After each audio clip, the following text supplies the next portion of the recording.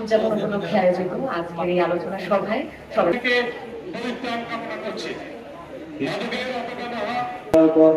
ধর্মক্ষেত্রে কুরুক্ষেত্রে সমবেতা। অনুষ্ঠানের শুরুতেই পবিত্র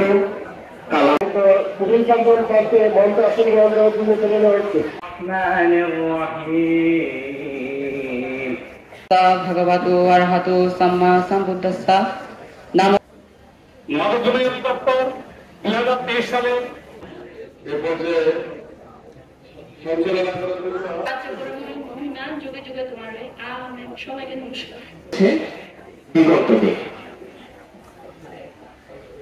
একযোগে উদযাপিত হচ্ছে।